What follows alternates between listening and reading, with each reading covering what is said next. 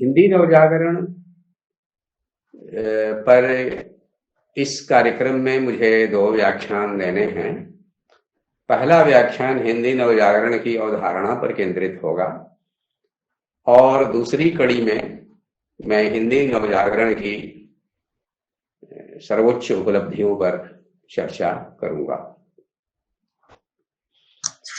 मित्रों, हिंदी नवजागरण की अवधारणा सबसे पहले डॉक्टर रामविलास शर्मा ने 1977 में प्रकाशित अपनी पुस्तक महावीर प्रसाद द्विवेदी और हिंदी नवजागरण में प्रस्तुत की और ये अवधारणा इस पुस्तक के भूमिका भाग में है।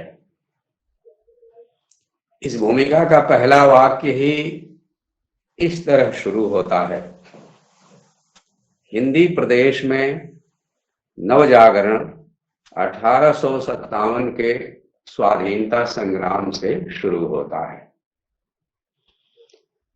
इससे पहले कहीं हिंदी नवजागरण शब्द का उल्लेख नहीं आता और इस वाक्य से एक बात स्पष्ट है कि हिंदी नवजागरण का अर्थ है हिंदी प्रदेश में होने वाला नवजागरण।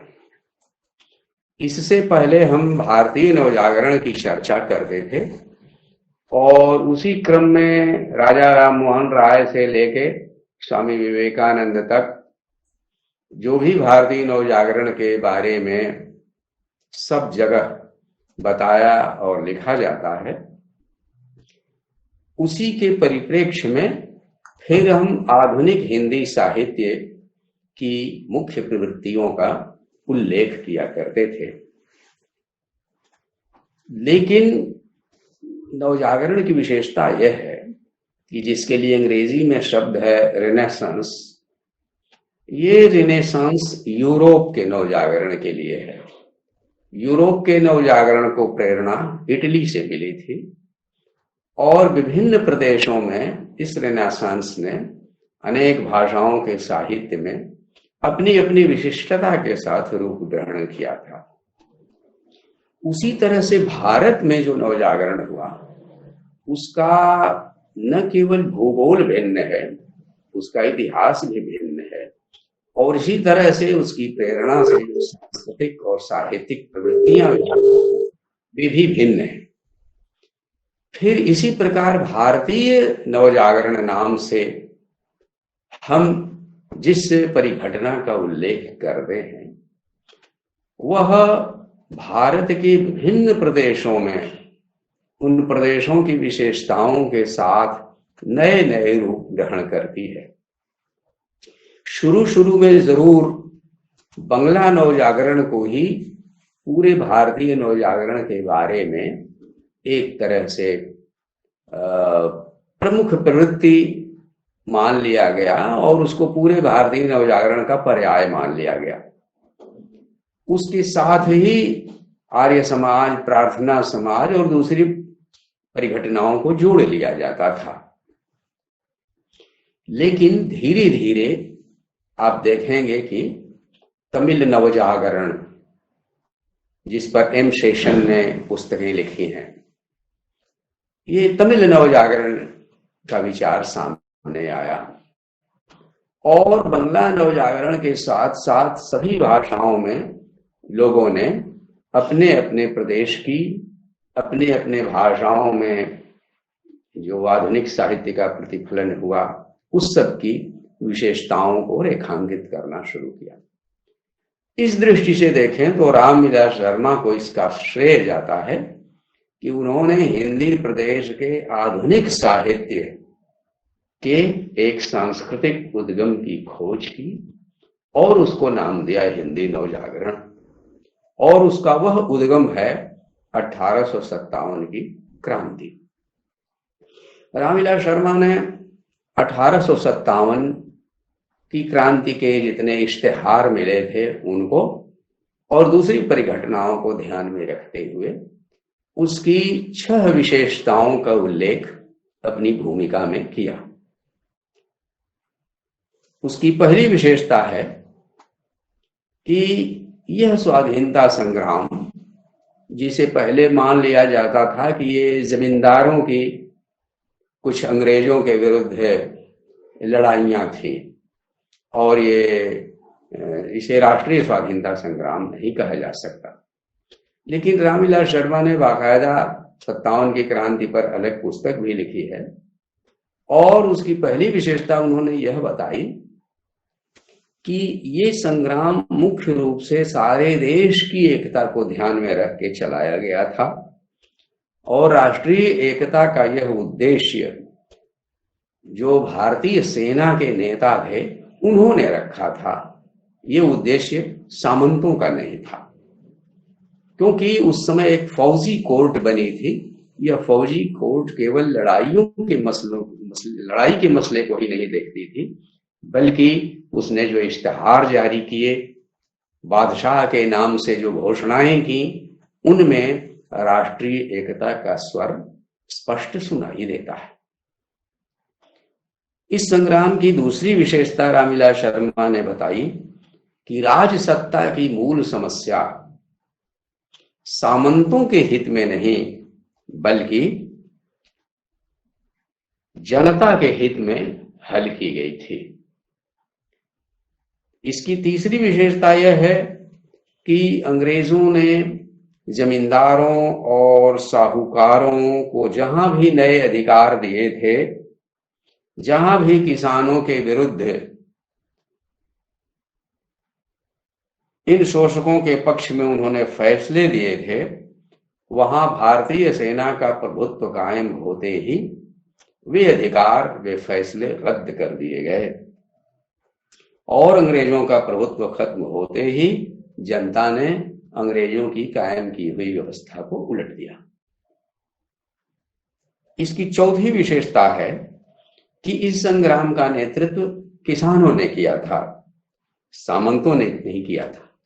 और इसमें जो फौजी ताकत यानी सिपाही बगावत करके शामिल हुए थे, ये सिपाही और सूबेदार इन किसान घरों से ही आए थे।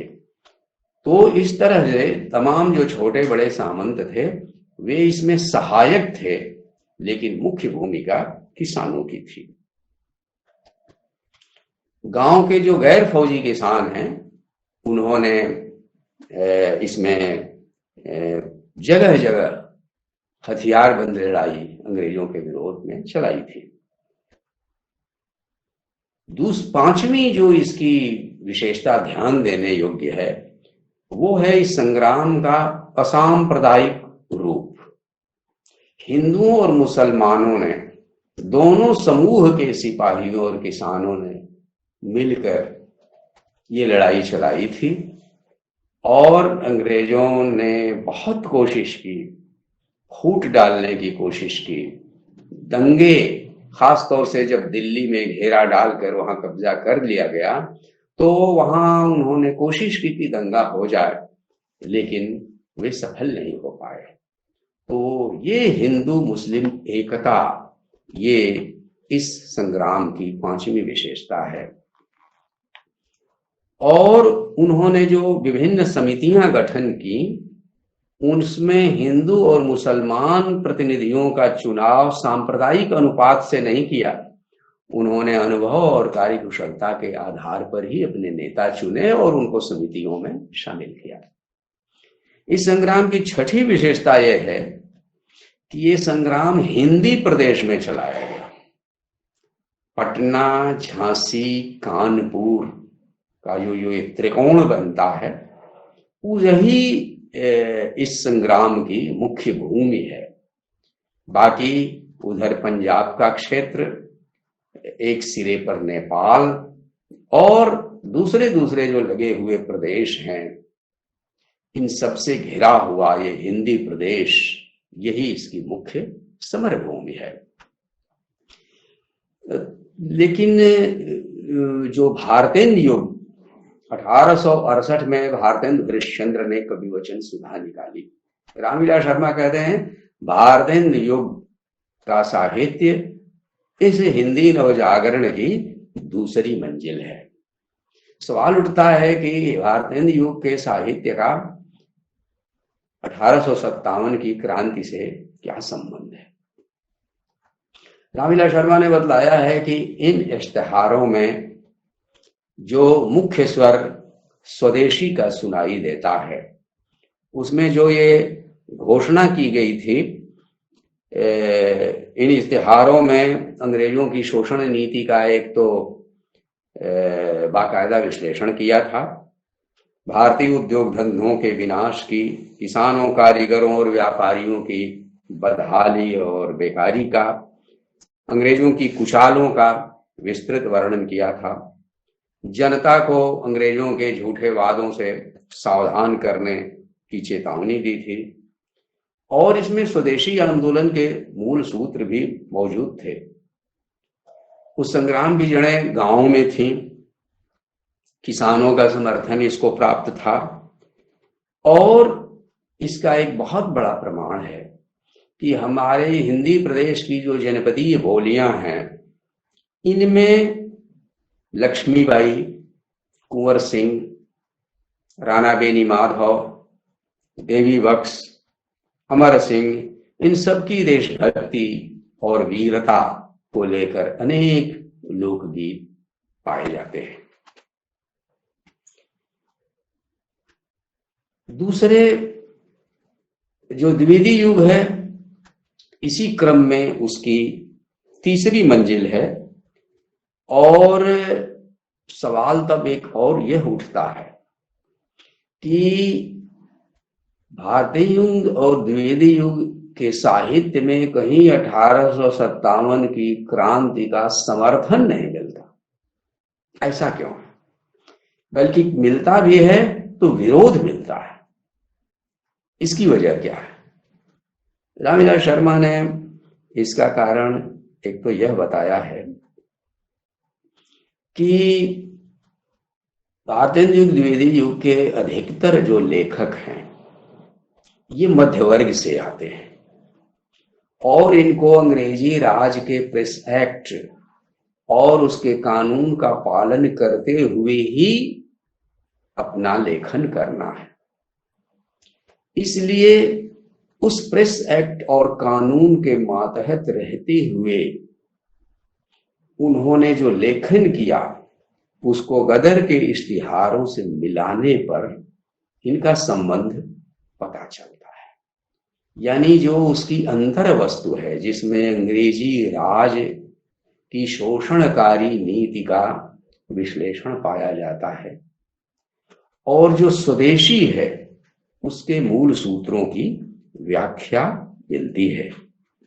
1868 में, यानी गदर के 10 साल बाद, भारतेंदु ने कवि वचन सुधा निकाली, और उसमें 1870 में उनका प्रसिद्ध अंग्रेज विरोधी लेख निकला, लेवी प्राण लेवी। तो गदर के समर्थन में उन्होंने खुल के भले ने लिखा हो, लेकिन भारतीय उद्योग धंधों के विनाश, किसानों, कारीगरों और व्यापारियों की बदहाली आदि पर जो कुछ गदर के इश्तिहारों में लिखा था, भारतेंदु हरिश्चंद्र ने बिल्कुल उसी से मिलती जुलती बातें कवि वचन सुधा की अपनी टिप्पणियों में लिखी। बहादुर शाह जफर के इतिहार में कहा गया था कि भारत में विदेशी माल के आयात से जुलाहे, बढ़ई, लोहार, चमार आदि बेकार हो गए हैं, सब देशी कारीगर भिखारी बन गए हैं। भारतेंदु ने 9 मार्च 1874 को कवि वचन सुधा में लिखा था, कपड़ा बनाने वाले, सूत निकालने वाले, खेती करने वाले आदि सब भीख मांगते हैं, और जो निर्द्यम हैं उनको तो अन्न की भ्रांति है। रामविलास जी ने लिखा है कि ऐसा लगता है कि हरिश्चंद्र ने यह सब बहादुर शाह के इश्तिहार को पढ़ के लिखा था। इसी इश्तिहार में आगे कहा गया था, बादशाही हुकूमत कायम होने पर अंग्रेजों का जाल फरेब खत्म कर दिया जाएगा और हर चीज का व्यापार करने का अधिकार इस देश के सौदागरों को होगा। अपना माल ले जाने के लिए भाप से चलने वाले जहाज और भाप से चलने वाली गाड़ियां सरकार उन्हें सुलभ करेगी। जिन सौदागरों के पास अपनी पूंजी न होगी उन्हें सरकारी खजाने से सहायता दी जाएगी। राजाओं और रईसों का सारा काम देशी कारीगरों को दे दिया जाएगा, इससे वे खुशहाल होंगे। अत्यंत अंतर्दृष्टि संपन्न घोषणाएं हैं ये। यहां विदेशी माल के आयात की अंग्रेजी नीति के विरोध और स्वदेशी वस्तुओं के व्यवहार का मूल सूत्र यहां मौजूद है। यानी 1905 के बंग भंग के बाद जो स्वदेशी आंदोलन इस देश में तेज हुआ, वास्तव में उसकी शुरुआत 57 क्रांति के इन इश्तिहारों से होती है। और भारतेंदु हरिश्चंद्र ने 23 मार्च 1874 को कविवचन सुधा में एक प्रतिज्ञा पत्र प्रकाशित किया था, जिसमें था कि आगे से हम विलायती कपड़ा नहीं पहनेंगे और स्वदेश में बना हुआ कपड़ा ही पहनेंगे। और ये प्रतिज्ञा पत्र उन्होंने लोगों को जारी किया था कि आप इस प्रतिज्ञा पत्र पर अपना हस्ताक्षर करके हमें भेजिए। तो स्वदेशी के इतिहास में ये पंक्तियां स्वर्णाक्षरों में लिखी जाने योग्य हैं। यानी हमारे आधुनिक हिंदी साहित्य को इस बात का श्रेय है कि उसने इस राष्ट्रीय स्वाधीनता के बहुत महत्वपूर्ण पक्ष को अपना स्वर दिया था, समर्थन दिया था। रामविलास शर्मा जी का स्पष्ट मत है कि भारतेंदु का साहित्य व्यापक स्तर पर गदर से प्रभावित है, यानी उसकी अंतर वस्तु। इसलिए हमें यह ध्यान नहीं देना चाहिए कि उसमें गदर का खुला समर्थन है या नहीं। उसका एक प्रमाण उन्होंने यह कहा कि इसमें किसानों को लक्ष्य करके उन्हें संगठित और आंदोलन करने की दृष्टि से जितना गद्य पद्य लिखा गया है उतना किसी और भाषा में, किसी भाषा के आधुनिक साहित्य में नहीं लिखा गया। और दूसरा प्रमाण यह है कि इसकी भाषा, इस साहित्य की भाषा संस्कृत गर्भित नहीं है, वो बोलचाल की हिंदी है और उसका संबंध हिंदी जनपद की बोलियों से बना हुआ है। 19वीं शताब्दी के लेखन में 1857 की जो जहां तहां निंदा है, कठिन सिपाही द्रोह अनलजा जलबल नासी, जाब है सिर न हिलाए सकत कहूं भारतवासी, ये लिखा है भारतेंदु हरिश्चंद्र की। सिपाहियों की बगावत मानो एक दावानल था जिसको अंग्रेजों ने अपने दमन और आतंक का पानी डाल के बुझाया और इतना भय और आतंक मचाया कि उसके भय से आज भी भारतवासी अपना सिर कहीं नहीं हिला पाते।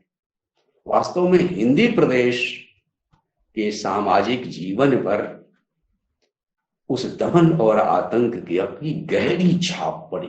आज भी आप उस दमन की जगह जगह स्मृतियां, छाया स्मृतियां अब भी पा सकते हैं। तो ये दमन और आतंक और प्रेस एक्ट और कानून का बंधन, ये कुछ ऐसे कारण हैं। और मध्य वर्ग से होने वाली उनकी उत्पत्ति, इसकी वजह से खुला समर्थन तो नहीं मिलता, लेकिन अंतर्वस्तु की दृष्टि से वो 1857 की क्रांति से जुड़ा हुआ है। द्विवेदी युग ने जो साहित्य प्रकाशित किया, खासतौर से 1900 से ही आप मान लीजिए, सरस्वती के प्रकाशन से ही मान लीजिए। और द्विवेदी युग हम इसीलिए कहते हैं कि सरस्वती का नेतृत्व जब महावीर प्रसाद द्विवेदी के हाथों में आया तो वास्तव में हिंदी नवजागरण ने एक नई मंजिल में प्रवेश किया।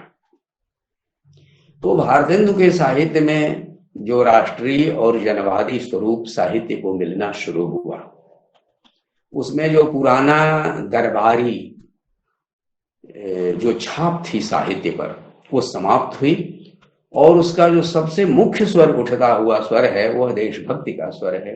इसको आचार्य रामचंद्र शुक्ल ने अपने इतिहास में लक्षित किया। भारतेंदु ने कहा था, स्वत्व निज भारत गहे, भारत अपना स्वत्व ग्रहण करे। भारतेंदु ने यह भी लिखा, जैसे अमेरिका उपनिवेशित होकर स्वाधीन हुई वैसे भारतवर्ष भी हो सकता है। तो अमेरिका की स्वाधीनता से भारत की स्वाधीनता को जोड़ना, अमेरिका अगर आजाद हो सकता है तो भारत भी हो सकता है, ये उस जमाने में भारत हरिश्चंद्र ने कहा था। लेकिन इस राष्ट्रीयता के साथ साथ उसका जनवादी स्वरूप भी था, जब उन्होंने कहा नर नारी नर सम होय, स्त्री और पुरुष की समानता उनके ध्यान में थी। उनके नाटकों और निबंधों में अमीरों, राजा रईसों, सड़ी गली रूढ़ियों, अंग्रेजी राज की न्याय व्यवस्था, टैक्स नीति, शिक्षा नीति, आयात नीति, उद्योग और व्यापार नीति की जमकर आलोचना की गई है। उन्होंने बलिया वाले अपने प्रसिद्ध भाषण में सभी जातियों और सभी धर्मों के लोगों को एक होकर कहा था कि जो जो बातें उन्नति पथ में कांटा हो, उन सब की जड़ खोद कर निकाल फेंकने की जरूरत है।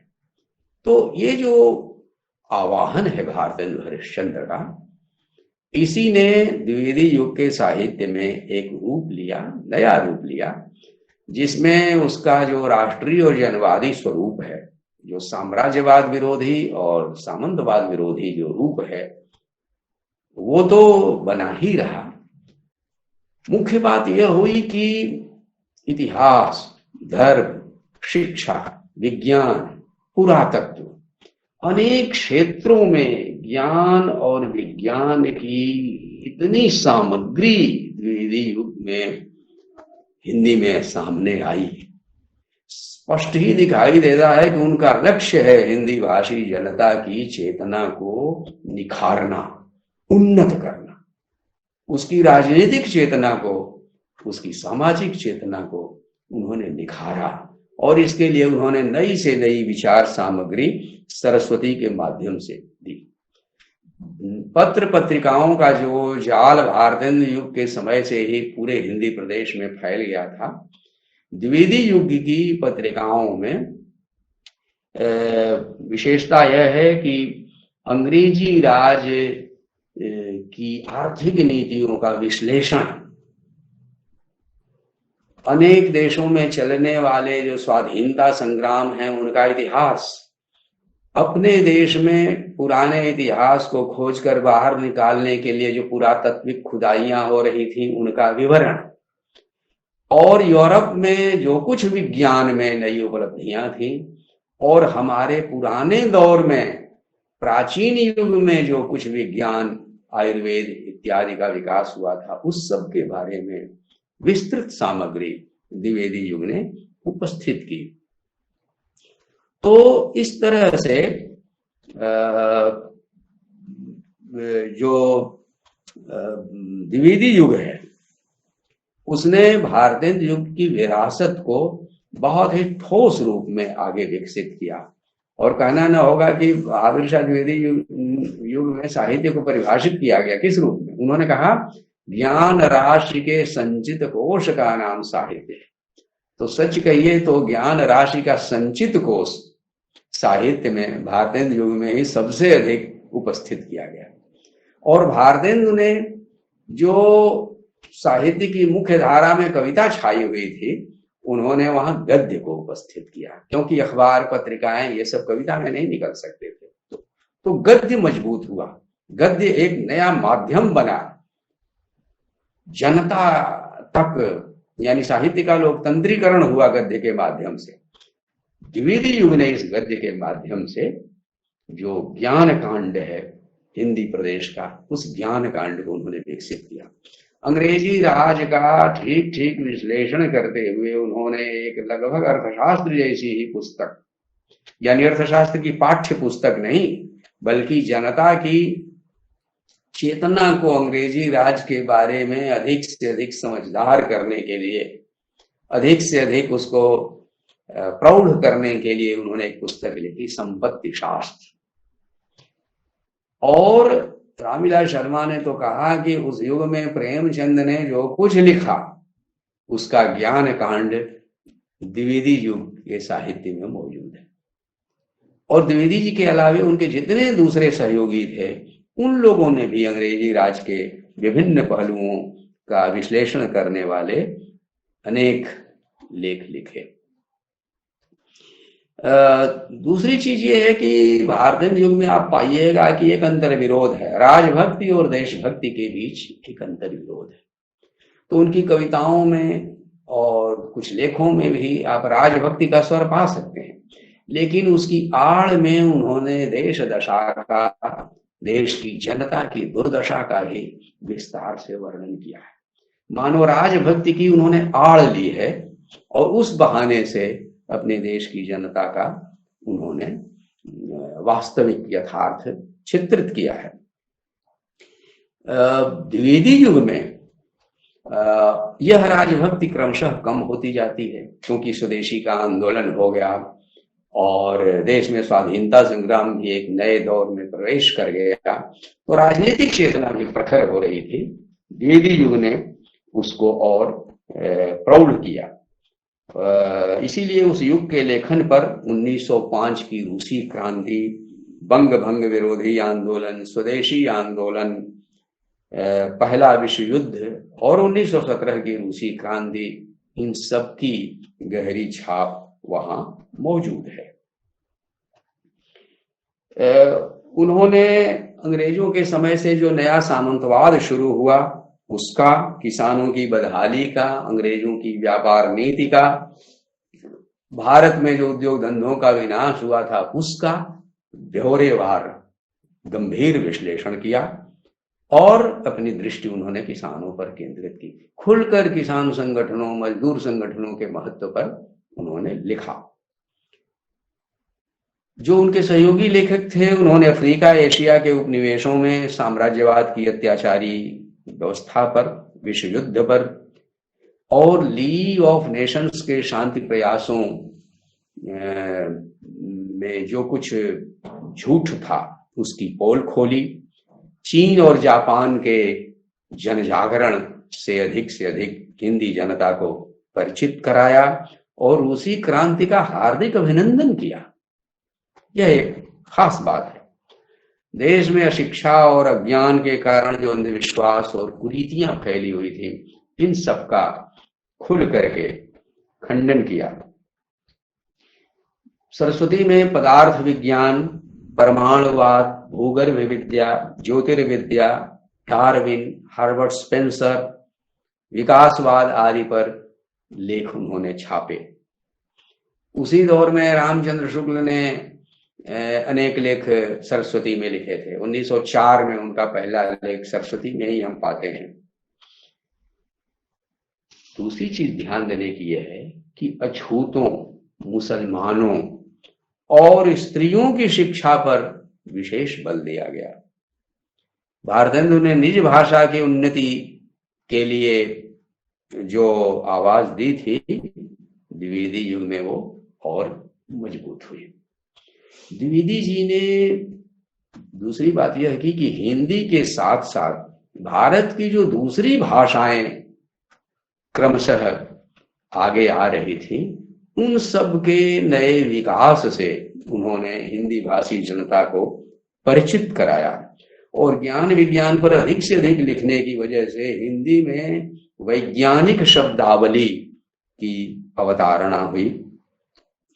बौद्धिकता और विचार परकता अधिक होने की वजह से द्विवेदी युग का जो गद्य है वो थोड़ा ठोस तो हुआ, उसमें ओज और एक नया उदात्त प्रौढ़ स्वर तो दिखाई देता है, लेकिन भारतेंदु युग की जो जिंदा दिली है, जो मस्ती है, वो उसमें कम हो गई।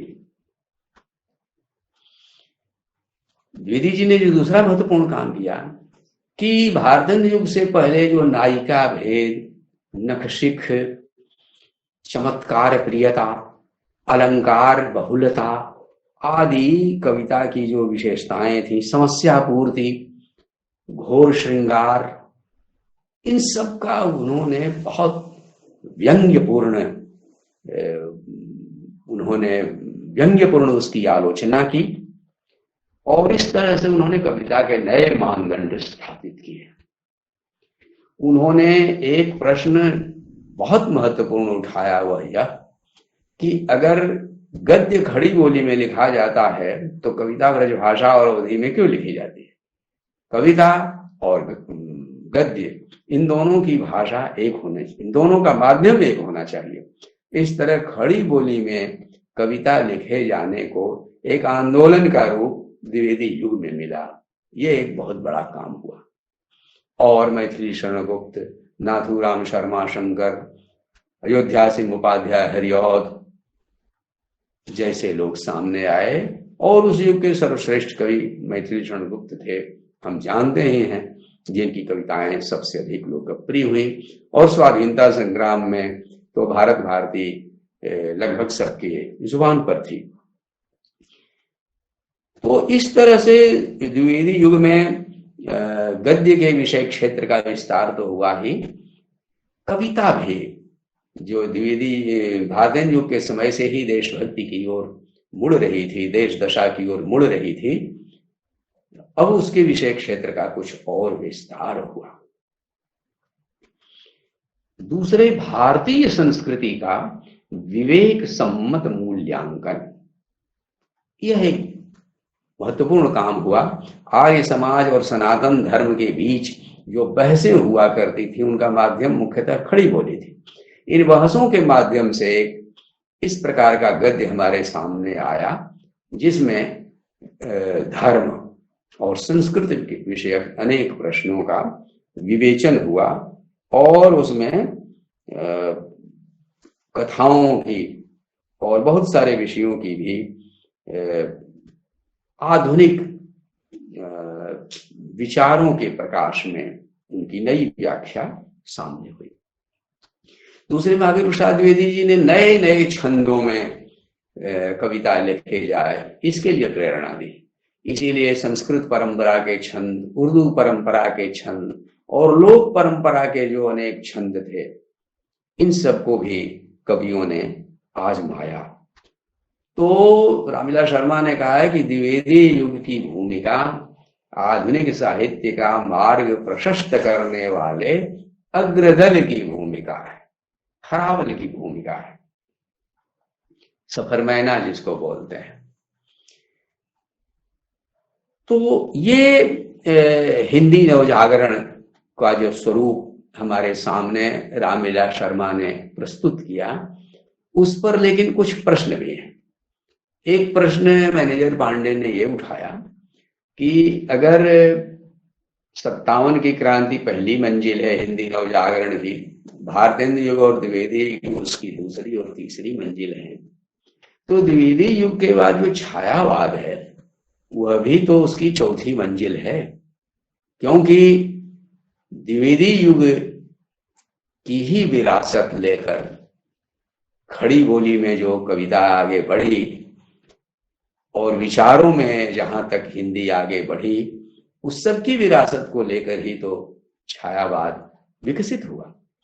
इसलिए इसे भी चौथी मंजिल माना जाना चाहिए। और रामविलास शर्मा ने भी इस विचार का अंत यहीं तक नहीं किया। उन्होंने आगे नामवर सिंह की जो पुस्तक आई, दूसरी परंपरा की खोज, उसके जवाब में उन्होंने जो 2 किताबें लिखी, हिंदी जाति का साहित्य, और दूसरी एक पुस्तक थी जो रामचंद्र शुक्ल पर उन्होंने संकलन किया था उनके निबंधों का, उसकी लंबी भूमिका। इन दोनों में उन्होंने एक नया विचार प्रस्तुत किया और उसमें हिंदी नवजागरण में कुछ नए आयाम उन्होंने जोड़े। उन्होंने कहा कि ये जो हिंदी नवजागरण 19वीं शताब्दी में आया, वास्तव में यह एक पहली घटना नहीं है और न तो आकस्मिक घटना है, बल्कि उन्होंने कहा कि हिंदी प्रदेश में इससे पहले भी जो जनजागरण आया था, यह उसी का विकास है। इससे पहले जो जनजागरण आया था, उसकी सांस्कृतिक अभिव्यक्ति भक्ति कविता में हम देखते थे। तो उसी का विकास, नया विकास, ये नवजागरण है। तो उस पिछले विकास को, पिछले जनजागरण को क्या नाम दिया जाए? तो रामविलास शर्मा ने कहा कि विद्यापति और खुसरो से लेकर घनानंद तक, यानी जिसको आदिकाल आप कहते हैं, तो भारतीय माने 13वीं-14वीं शताब्दी के विद्यापति खुसरो के समय से लेके और रीतिकाल की आखिरी सीमा पर घनानंद बोधा ठाकुर आदि की कविता तक, ये जो पूरा दौर है यह है लोक जागरण। ये लोक जागरण मुख्यतः साहित्य की जो सामंती प्रवृत्तियां हैं उनके विरुद्ध संघर्ष करता हुआ विकसित होता है, और उसकी सबसे प्रमुख अभिव्यक्ति भक्ति काव्य में होती है। उसकी शुरुआत है विद्यापति खुसरो और मुल्ला दाऊद के साहित्य में, और घनानंद बोधा और ठाकुर उसकी अंतिम सीमा पर है। उसके मध्य में भक्ति काव्य की श्रेष्ठ कविता है। इसी लोक जागरण का नया विकास हिंदी नवजागरण में है।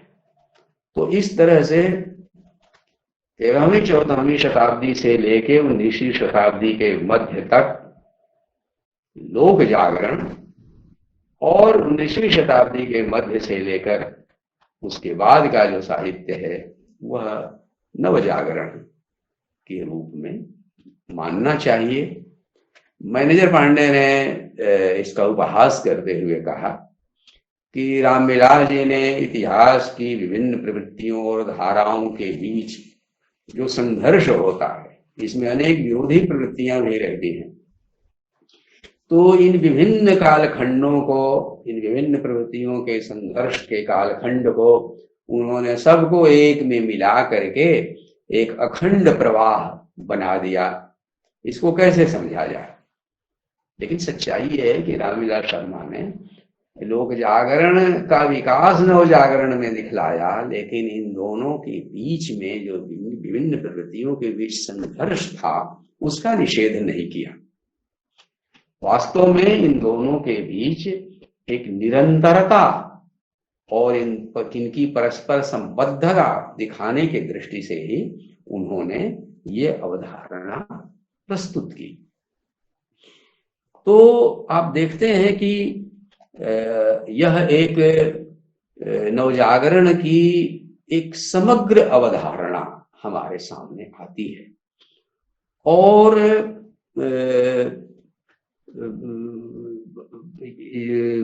शंभुनाथ जी ने जो साहित्य अकादमी के लिए रामविलास शर्मा पर अपना निबंध लिखा है, इसमें उन्होंने रामविलास शर्मा की इस समग्र दृष्टि का विस्तार से विवेचन किया है, और फिर बतलाया है कि इस समग्र दृष्टि के मूल्यांकन की कुछ प्रमुख विशेषताएं हैं। रामविलास जी की शैली में जैसे उन्होंने 57 की क्रांति की 6 विशेषताएं बतलाई थी, उसी तरह से उन्होंने इसकी भी कुछ विशेषताएं रेखांकित की। तो वे जो 5 विशेषताएं उन्होंने मुख्य रूप से बतलाई हैं वो ये है। एक तो उन्होंने ये कहा कि जैसे कि जो पुराना लोक जागरण है भक्ति आंदोलन के दौर का, और साहित्य में जो उसकी आप माने उसके उद्गम से या परंपरा से जोड़ते हुए अगर आप पाते हैं तो उसमें एक मानवतावाद, धर्म का लिबास है उसके ऊपर से, लेकिन उसके भीतर से जो मानवीय सार है, हरि को भजे सो हरि का होई, तो ये जो मानवतावाद है वह एक वास्तव में जागरण ही था, जन जागरण था। और हमारे जो लोक में, हमारे गांव में जो उनके भजन गीत गाए जाते हैं अब भी उनका प्रभाव है, तो वह लोक जागरण है। अंग्रेजी राज में आकर के जो बौद्धिक जागरण नया होता है वो एक विशिष्ट रूप ले लेता है। और ये जो नवजागरण है, पुराने विचारक इसको अंग्रेजी राज के दौर में जो नई शिक्षा हुई, पश्चिम का जो संपर्क हुआ, इसका वह फल मानते थे। रामविलास शर्मा ने इसका जम के खंडन किया और उन्होंने एक तरह से, जैसे द्विवेदी जी ने कहा था कि भारत में मुसलमान न आए होते तो भी भक्ति काव्य का अधिकांश ऐसा ही होता। तो उसी तरह से मानो रामविलास शर्मा भी यह कह रहे थे कि अंग्रेज नहीं भी आए होते तो भी भारत में जागरण आता, जैसे कि जापान में आया। तो भारत भी अपने ढंग से विकास कर रहा था। वास्तव में अंग्रेजी राज के आने से भारत का वह जो स्वाभाविक विकास है वह बाधित हुआ। तो सोना जी ने लिखा है कि भारत की औपनिवेशिक स्थितियों में नवजागरण का रूप विशिष्ट हो गया और वह बुद्धिवादी जागरण के साथ राष्ट्रीय जागरण भी बन गया। इन अर्थों में वह एक नवजागरण भी है। तो रामविलास जी ने नवजागरण का एक व्यापक परिप्रेक्ष्य प्रस्तुत किया, जिसमें आर्थिक, सामाजिक, राजनीतिक, सांस्कृतिक, दार्शनिक, धार्मिक, भाषिक, साहित्यिक, ये सब पहलू उसमें समाहित हो गए। पुराने लोक जागरण के दौर में हम देखते हैं तो संस्कृत, अपभ्रंश और प्राकृत के महत्व को चुनौती देते हुए क्रमशः जो जमीन की भाषाएं हैं वो अभिव्यक्ति का माध्यम बनने लगी। बंगला का, उड़िया का, तमिल का, मलयालम का, मराठी का, गुजराती का, सबका जो उत्थान है वो उस पुराने दौर में शुरू हुआ, जिसे हम लोक जागरण का दौर कहते हैं। उसी तरह से आधुनिक युग में भी भाषा का हमारा जागरण और साहित्य का जागरण दोनों एक साथ हुआ, लेकिन अंग्रेजी राज के वजह से उसका राजनीतिक, सांस्कृतिक, सामाजिक रूप भी थोड़ा सा बदल गया। तो इस प्रकार हिंदी नवजागरण रामविलास शर्मा ने जो सूत्रबद्ध किया, उसकी 5 विशेषताएं डॉक्टर शंभुनाथ जी ने बताई। उन्होंने कहा कि उसकी पहली विशेषता यह है कि इसे उन्होंने 13वीं शताब्दी से ही विस्तृत निरंतरता में देखा। भारतीय संस्कृति की एक विशेषता है कंटिन्यूटी एंड चेंज, निरंतरता है। वह रोमन या दूसरी जो प्राचीन सभ्यताएं हैं, मिस्री सभ्यता, बेबीलोनियन सभ्यता इत्यादि, सुमेरियन, तो इनकी परंपरा अक्षुण्ण नहीं रही, टूट गई इनकी कड़ियां बाद में। लेकिन भारतीय संस्कृति में एक निरंतरता मिलती है, लेकिन वो एक जैसी नहीं है। वो हमेशा नई नई प्रवृत्तियों को और प्रभावों को आत्मसात करती गई और नया नया रूप लेती गई। तो कंटिन्यूटी विद चेंज, ये खासियत है। वो विशेषता इस हिंदी नवजागरण में भी दिखाई देती है। 13वीं शताब्दी से विस्तृत एक निरंतरता में उन्होंने इसको देखा। ये कहा कि भारतेंदु हरिश्चंद्र से नवजागरण शुरू होता है, वह नई परिस्थितियों में नए लोक जागरण का ही विकास है। निरंतरता की यह खोज उत्तर औपनिवेशिक सांस्कृतिक आत्म पहचान की दिशा में एक महत्वपूर्ण उपलब्धि है। यह खंड खंड मूल्यांकन के जवाब में समग्रता में मूल्यांकन का एक विकासशील परिप्रेक्ष्य तैयार करती है। इस अखंडता या समग्रता का एक अपना महत्व है, राष्ट्रीय महत्व है। दूसरा, उन्होंने हिंदी नवजागरण का संबंध हिंदी जाति के निर्माण और आत्म पहचान से जोड़ा। ये हिंदी जाति, हिंदी बोलने वाला जो जन समूह है, वह अनेक प्रदेशों में बंटा हुआ है। उत्तर प्रदेश और बिहार और झारखंड और अब उत्तराखंड और छत्तीसगढ़, इतने राज्यों में, राजस्थान भी उसमें आ जाता है, मध्य प्रदेश। तो इतने सारे प्रदेश हैं, ये कुल मिला के एक हिंदी जाति है। रामविलास शर्मा ने इस रूप में एक आत्म पहचान के रूप में, जैसे बंगला जाति, बंगाली जाति, उस तरीके से जैसे तमिल जाति, मराठी जाति, यानी नेशनैलिटी के अर्थ में उन्होंने इस हिंदी भाषी जाति को परिभाषित किया। यह एक नया उनका योगदान है। और उसके निर्माण की प्रक्रिया पर भी भाषा और समाज नाम की अपनी पुस्तक में ही उन्होंने सबसे पहले ये काम शुरू किया था। तीसरे, रामविलास शर्मा ने नवजागरण के हिंदी जातीय संदर्भ का उद्घाटन करने की प्रक्रिया में यूरोपीय रेनेसां की अवधारणा से एक हद तक दूरी रखी। इसकी जो अपनी निजता है, विशिष्टता है, उस पर ध्यान दिया। यूरोपीय रेनेसांस का अनुवाद इसको नहीं बतलाने की कोशिश की। उन्होंने ओरिएंटलिज्म को चुनौती देते हुए भारतीय श्रेष्ठताओं और जातीय विकासों का इतिहास प्रस्तुत करके लगभग हजारी प्रसाद द्विवेदी की शैली में घोषित कर दिया कि भारत में अंग्रेज न आए होते तो भी सांस्कृतिक नवजागरण संभव था। यह कथन भारत में नवजागरण की जातीय धाराओं को पहचानने की गहरी सांस्कृतिक इच्छा शक्ति का नतीजा है। चौथी विशिष्टता यह है कि हिंदी नवजागरण के पहले चरण यानी लोक जागरण को सामंत विरोधी उन्होंने कहा और दूसरे चरण को सामंतवाद साम्राज्यवाद विरोधी। दूसरे चरण के हिंदी नवजागरण के संबंध में भारतेंदु हरिश्चंद्र, महावीर प्रसाद द्विवेदी, रामचंद्र शुक्ल और निराला का विशेष साहित्यिक अध्ययन प्रस्तुत किया। पांचवी बड़ी विशिष्टता यह है कि हिंदी नवजागरण को नस्लवाद यानी आर्य नारी ये दृष्टि वहां नहीं दिखाई देगी। संप्रदायवाद, हिंदू मुस्लिम, जातिवाद, ब्राह्मण गैर ब्राह्मण इत्यादि इत्यादि, क्षेत्रीय पृथकतावाद और रीतिवाद के अलावा संकीर्ण जातीयतावाद के विरोध से जोड़ते हुए उसे भारतीय राष्ट्रीयता और संस्कृति के भीतर रखकर देखा। ये बहुत बड़ी बात है। यानी हमारी नेशनैलिटी को, एक जो बड़ी एकता है, उसको खंड खंड करने वाले जितने मुद्दे हैं उन सबका उन्होंने एक तरह से उसकी जड़ ही उन्होंने खोद दी।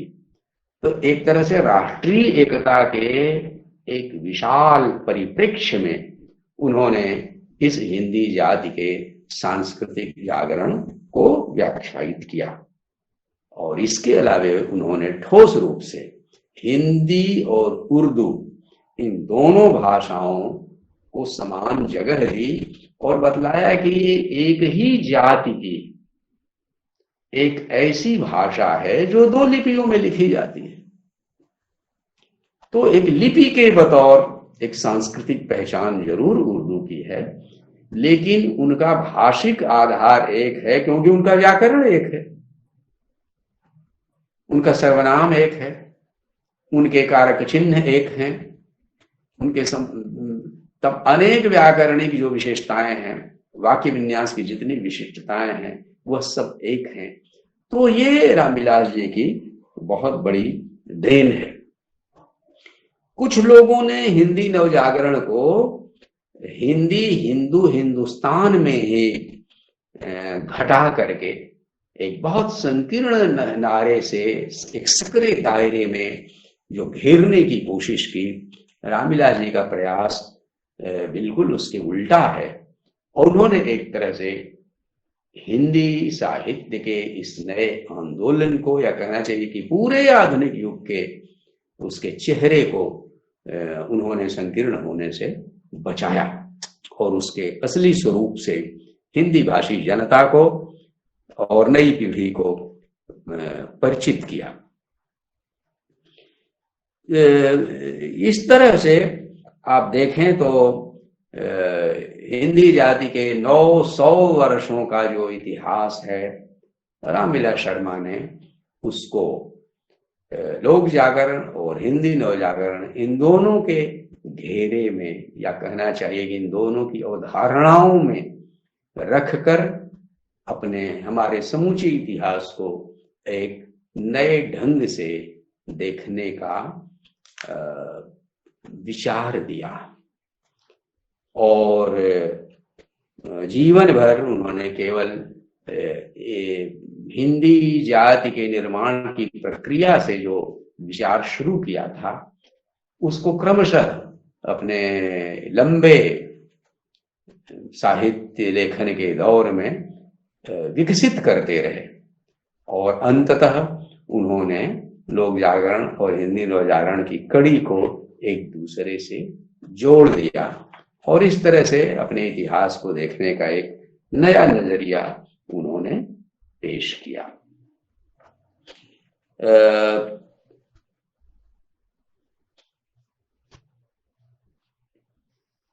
उन्होंने ये बाद के दिनों में भारतेंदु हरिश्चंद्र और हिंदी लोक जागरण की समस्याएं के जो अध्याय लिखे थे 1984 में रामविलास शर्मा ने, जो एक तरह से कहना चाहिए कि एक अंतिम जो प्रयास किया और उसमें जो नई पंक्तियां जोड़ी, उसी से एक अंश पढ़ के हिंदी नवजागरण की अवधारणा पर अपनी बात पूरी करता हूं। रामविलास जी ने लिखा, भारतेंदु युग उत्तर भारत में जनजागरण का पहला या प्रारंभिक दौर नहीं है। यह जनजागरण की पुरानी परंपरा का खास दौर है। यानी जब जोड़ेंगे 1977 में उन्होंने वह अवधारणा दी और ये 1984, तो आप पाएंगे कि एक तरह से उस विचार का यह पूरक है, या कहना चाहिए कि यहां आकर के अगर उसको एक वाक्य मान लें, हिंदी नवजागरण पर उनके पूरे विचार को अगर एक वाक्य मान लें, तो यह वाक्य यहां आकर पूरा होता है। जन जागरण की शुरुआत तब होती है जब यहाँ बोलचाल की भाषाओं में साहित्य रचा जाने लगता है, यानी ब्रज, अवधी, मैथिली, इस सब में। जब यहाँ के विभिन्न प्रदेशों में आधुनिक जातियों का गठन होता है, यह सामंत विरोधी जन जागरण है, इसीलिए यह लोक जागरण है। भारत में अंग्रेजी राज कायम करने के सिलसिले में पलासी की लड़ाई से 1857 के स्वाधीनता संग्राम तक जो युद्ध हुए, वे जन जागरण के दूसरे दौर के अंतर्गत है। तो यह दूसरा दौर है नवजागरण। यानी कि अब देखिए कि केवल 57 की क्रांति से ही यह नहीं जुड़ा है, बल्कि 1757 से उसकी भूमिका बन जाती है। 1757 में पलासी की लड़ाई में भारत हार गया और अंग्रेजी राज एक तरह से अब उसका कंपनी राज क्रमशः एक स्थायी रूप लेने की ओर बढ़ा। ये दौर पहले से भिन्न है। मुख्य लड़ाई विदेशी शत्रु से है। यह साम्राज्य विरोधी जनजागरण है। भारतेंदु युग इस जनजागरण से जुड़ा हुआ। इस तरह हिंदी नवजागरण विविधतापूर्ण है। इसमें विविधता है और इसके कुछ सामान्य विशेषताएं भी हैं। तो इस तरह से एक लंबे दौर में रामविलास शर्मा ने हिंदी नवजागरण की इस अवधारणा को विकसित किया, पुष्ट किया, और उस पर जो प्रश्न उठे, उस पर जो चर्चाएं अब तक जारी हैं, इस सब से वह लगातार और समृद्ध ही होता जा रहा है। धन्यवाद।